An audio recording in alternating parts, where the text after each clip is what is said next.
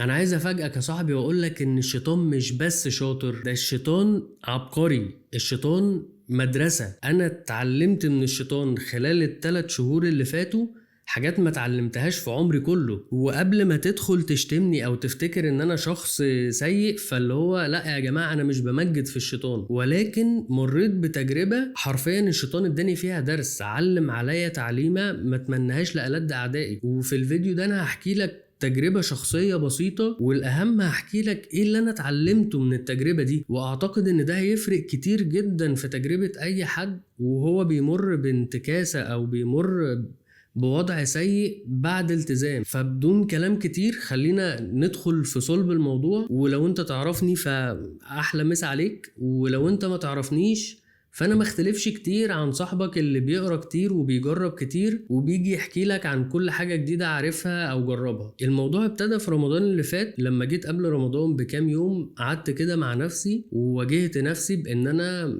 مقصر جدا في عباداتي وبقالي فترة بعيد عن ربنا، واننا داخلين على ايام مفترجة، فدي ممكن تبقى فرصة كويسة التزم فيها واصلح علاقتي بربنا واكون شخص افضل. وده حصل فعلا، وحاجات كتير قوي اتغيرت في رمضان اللي فات بالنسبة لي، في علاقتي بربنا وفي التزامي بالصلاة وفي قراية القرآن والاذكار وكل حاجة المفروض الانسان المسلم الطبيعي يكون بيعملها. وهنا بقى كانت المشكلة. الكلام ده غالبا جه على كرامة الشيطان، لان انا كنت زبون مميز عنده قبل كده. كنت شخص مش بياخد منه مجهود كتير، هو كان استثمر فيا وزرع جوايا رغبة عمل الحاجات السيئة، وزرع جوايا الكسل تجاه العبادات وتجاه عبادة ربنا بشكل كويس. فمبقاش محتاج ان هو يتابع معايا على طول، لا هو خلاص زرع فيا الحاجة دي فسابني وراح يشوف هو وراه ايه بقى. فهو حس ان استثماره بيضيع لما انا ابتديت اخد خطوة تجاه الطريق الصح بدل الطريق اللي هو كان ممشيني فيه. فابتدى يلعب عليا كأني زبونه الوحيد، وفي ظرف اسبوعين خلاني امر بأسوأ انتكاسة مريت بيها في حياتي كلها. فهنا بقى يا معلم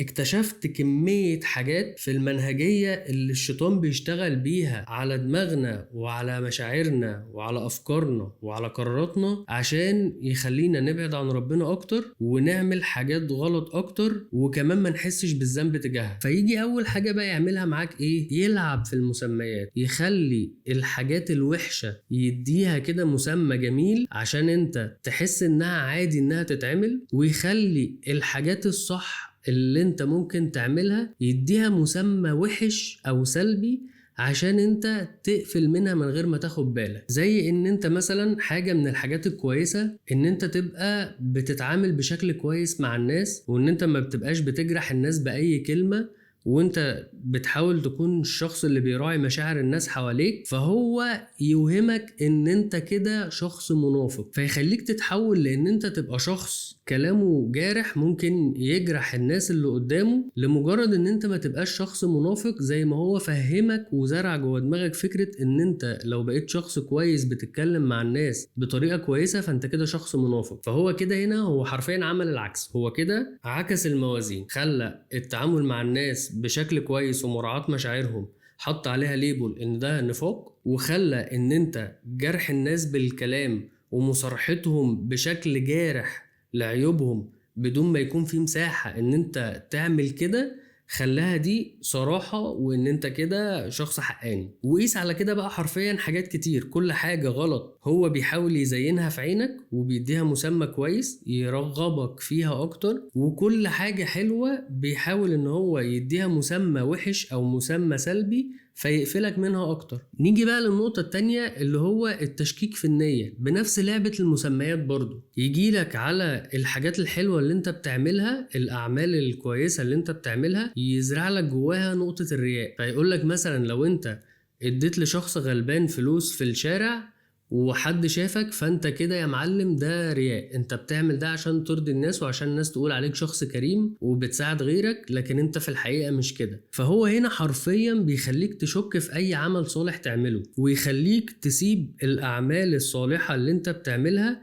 لان انت مش قادر تحافظ على ان انت يبقى 100% من نيتك خالصة لوجه الله. تالت حاجة بقى انه بيبتدي حرفيا يبرر لك الغلط ويقول لك عادي، ما انت مش انت لوحدك اللي بتعمل الغلط ده، ما فلان وفلان وعلان بيعملوا الغلط وحياتهم ماشية اهي وربنا كريمهم ورزقهم واسع، وما محدش فيهم يعني ايه شفته عمل حاجة غلط وتاني يوم اترفد من شغله مثلا. فتبتدي انت اساسا تطمن للحاجة الغلط اللي انت بتعملها، ويبتدي هنا يخش لك بلعبة تانية من اللعب بتاعت يا عم عيش واتبسط، انت لسه شاب صغير وهنكبر ان شاء الله وهنتوب، ولما نكبر ونتوب هنعوض اللي فاتنا وهنصلي الصلوات اللي فاتتنا وهنختم القرآن 100 مرة وهنحفظ القرآن وهنحج إن شاء الله، فربنا هيغفر لنا اللي فات وكل حاجة هتبقى كويسة. فتبتدي انت فعلا تطمن للمسألة دي، فتبقى بتغلط الغلط وانت شايف ان انا مش انا لوحدي اللي بغلط الغلط ده، الناس حواليا هي بتغلط نفس الغلط وبتعمل نفس الحاجة الحرام، وما شفتش حد فيهم يعني ربنا ابتلاه بمصيبة من المصايب اللي انا خايف منها. يعني بالعكس ممكن يكونوا انا شايفهم ناس بتغلط وحياتهم ناجحة جدا وماشية جميلة جدا، وانا بحاول ان انا مغلطش وحياتي بائسة ومتدمرة. وده اصلا سلاح تاني من اسلحة الشيطان، ان هو بيخليك تقارن نفسك مقارنة غير عادلة بالناس اللي حواليك، بتقارن الحاجات اللي عندك نقص فيها بالناس اللي عندها زيادة فيها، وبتخليك في نفس الوقت تقارن الغلطات بتاعت الناس بان انت ما بتغلطش الغلطات دي. فتبتدي مثلا لو انت فلوسك قليلة تبقى بتلاحظ الناس اللي ربنا موسع لهم في رزقهم بزيادة، وتلاحظ ان الناس دي عايشة حياة ما فيهاش نص الحاجات الكويسة اللي انت بتعملها. الناس دي مثلا ما بتصليش بس حياتها كويسة، الناس دي عمرها ما عملت حاجة عدلة في حياتها بس حياتهم كويسة. وانا يا رب يعني اللي بصلي وبصوم وبحاول اشتغل على نفسي عايش في الفقر ده وهم عايشين في الغنى ده. الحاجة اللي بعد كده، لان انا نسيت العدد صراحة يعني من كتر ما بنحكي، ان هو بيحاول يشوف ايه الشعور السلبي اللي موجود عندك ويزقه كل يوم خطوة لحد ما يوصله لشعور كبير. الشعور الكبير ده يتحول في الآخر لأكشن بقى، لفعل نفسه، فعل نفسه غلط. يعني مثلا انت يكون عندك شعور بسيط بالوحدة، فيقوم هو يقنعك ان انت عندك شعور بالوحدة، ويقنعك ان انت محدش فاهمك في الدنيا، ويقنعك ان انت هتعيش وتموت لوحدك، ويقنعك ان انت عمر ما مر عليك فترة في حياتك اصلا كان فيها حد بيحبك او حد حاسس بيك. ويبتدي هنا يدوس حوالين الشعور بتاع الوحدة ده للدرجة اللي تخليك تنعزل عن الناس اصلا وما تفتحش باب لان انت تعرف اي ناس، وتبتدي حتى تحاسب الناس بغلطات غيرهم، وان انت تقفل الباب في وش اي حد بيقرب منك. او يكون عندك شعور بسيط بالغضب تجاه واحد صاحبك، تجاه مديرك في الشغل، تجاه اي حد انت بتتعامل معاه، فهو يبتدي يحول الغضب ده لكره، ويبتدي يحول الكره ده لاكشن اللي هو انتقام. طب ما تنتقم منه، طب ما تفضح فلان، طب ما تدور وراه اكيد هو بيعمل حاجة غلط، او انت تبقى عارف مثلا حاجة غلط مش كل الناس عارفاها، طب ما تقول لباقي الناس وشوف الناس هتعمل ايه. طب ما تنقل كلامه اللي حكاهولك عن فلان لفلان نفسه بقى، توقعهم الاتنين في بعض. والفكرة بقى ان زي ما قلنا هو ما بيلعبهاش معاك صايمة كده، هو بيلعبها معاك بالتدريج اللي يخليك ما تحسش بيها، وبيلعبها معاك بيلبس عباءة ان هو صوتك الداخلي اللي بيفكر معاك بصوت عالي وبيأثر على مشاعرك وقراراتك، لان هو نابع من جواك، رغم ان هو مش نابع من جواك ولا حاجة، هي بيور كده صرف، هي وسوسة شيطان بس انت متاخدش بالك منها في الاول. والفكرة بقى ان انت لو خدت بالك اساسا وحاولت ان انت ترجع للطريق الصح اللي انت كنت ماشي عليه قبل كده اصلا، هيبتدي هو ساعتها بقى يعمل لك ايه، هيشغلك بالوسيلة عن الغاية. تبقى انت مثلا عايز تقرأ قرآن فيشغلك في حتة هقرأ قرآن من المصحف ولا هقرأ قرآن على الموبايل، ويجي هنا يشغلك في حتة ايه، صحيح هو انت متأكد ان انت لازم تتوضى عشان تقرأ القرآن من الموبايل؟ في ناس بتقول عادي، وفي ناس بتقول الافضل ان انت تتوضى. تقعد انت تنشغل في القصة دي لحد ما هو في الاخر ممكن يقنعك ان انت لا اقرأ القرآن من على الموبايل، وتيجي تمسك الموبايل عشان تقرأ القرآن تلاقي نفسك فتحت انستجرام وقعدت تقلب، او جات لك رسالة لان انت نسيت تقفل الداتا وانت قاعد تقرا قرآن، فجات لك رسالة ففتحتها فدخلت فرديت، فلقيت نفسك اتكلمت مع واحد صاحبك فقال لك يلا ننزل على القهوة، فقمت سايب اللي انت بتعمله ونازل تقعد على القهوة ونسيت انت اساسا بتعمل ايه. ويجي بعد كل ده بقى ايه، لما انت تبتدي تحس بالذنب ان انت مثلا قصرت في ده، يلعب لك بقى على النية. يعني ما ربنا بيبص لقلوبنا، ربك رب قلوب، مش رب افعال.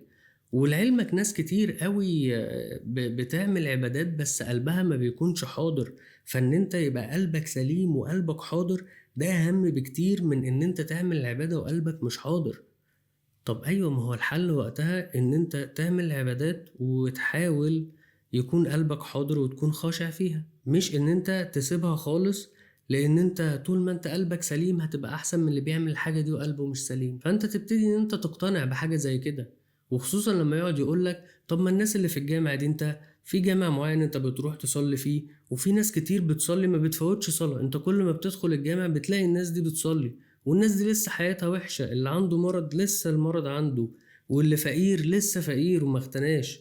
فانت هتقعد تدعي ربنا ويا عالم هيستجيب ولا مش هيستجيب، فيشككك في حياتك كلها، فانت ما تبقاش عارف تروح منه فين ولا فين. هو عايز في الاخر يوصلك لحتة ان انت تيأس من رحمة ربنا وتبعد خالص عن ربنا وترمي نفسك في كل حاجة حرام. وانت عايز او هدفك ان الشيطان نفسه هو اللي ييأس منك. اكتر حاجة تقدر تعملها هو ان انت لو حسيت انه ابتدى يدخل لك اي مدخل من المداخل اللي اتكلمنا فيها دي او غيرها، تبتدي تستعيذ بربنا من الشيطان الرجيم وتبتدي تذكر ربنا وتبتدي ان انت تعمل حاجة حلوة وتجدد ايمانك وتجدد نيتك. ولو انت ما خدتش بالك وقعت في حاجة من الحاجات دي كلها، ما تستبعدش وما تكرهش نفسك لان انت غلطت، لان احنا كلنا بنغلط. قوم توب في اسرع وقت ممكن وصلي لربنا ركعتين توبة وادعي له ان ربنا يتوب عليك. ما تقعدش تسيب نفسك في الشعور بتاع انا زعلان من نفسي قوي وربنا زعلان مني جدا لان انا كنت ماشي كويس، واخر مرة انا عملت الغلطة دي وعدت ربنا اني مش هكررها، والنهاردة انا كررتها تاني، فيا رب بقى ربنا هيسامحني ولا انا كده منافق ولا ايه. هو يقعد يشككك في ان ربنا ممكن يسامحك. حاول حاول حاول تركز قوي في الخطوات اللي بيدخلك فيها، ولو دخلك ووقعك في الغلط توب في اسرع وقت ممكن، لان محدش ضامن عمره، ممكن يموت على معصية ولا على طاعة. وبس كده، يومك لطيف.